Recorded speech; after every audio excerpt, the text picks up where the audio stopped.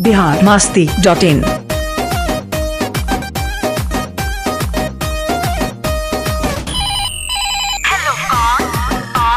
पटना बोल रहा है, छपरा बोल रहा है, अरे बिहार बोल रहा है, आज तक बोल रहा है। अरे बाबा क्या चाहिए? चुनाव क्या चाहिए? चुनाव। चुनाव? अरे बाबा ये जनता चुनाव चाहती है। फिंगर पे फिर से तेरे लगेगा निशान, बटन दबेगा जब वोटिंग होगी ऑन। फिंगर पे फिर से तेरे लगेगा निशान, बटन दबेगा जब वोटिंग होगी जान। तीर करो सेक, लालटेन करो चेक, राइट कमल है हमरे लिए या मकान, ये या मकान। हेलो कौन? भोजपुर बोल रहा है, बक्सर बोल रहा है, गया बोल रहा है, वोटर बोल रहा है। अरे बाबा क्या चाहिए? चुनाव क्या चाहिए? चुनाव। चुनाव? अरे बाबा ये जनता फिर से वोट देना चाहती है।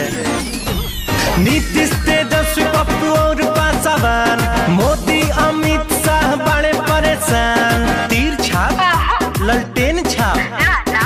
कमल छाप। कमल? अरे सोचो ना किसको वोट देना है यार। नीतीश बाबू को, अच्छा, तेजस्वी को, ओहो, चिराग को। देखो जो काम करेगा ना उसी को वोट देना। भैया बिहार में तो मुद्दे बड़े हैं, चुनाव में ये नेता तो दर पे खड़े हैं। सरकार वही बनती है, जनता जिसको चुनती है, दिन रात लोगों के काम खूब करती है। ऐसी बात है तो लगा ले मुंह पे मास्क, आज तक पे न्यूज देख चुनाव टेलीकास्ट।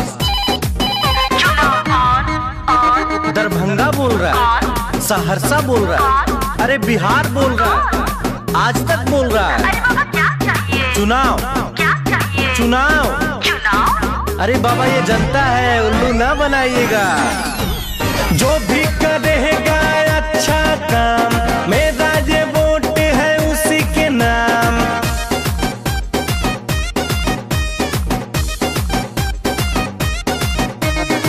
biharmasti.in।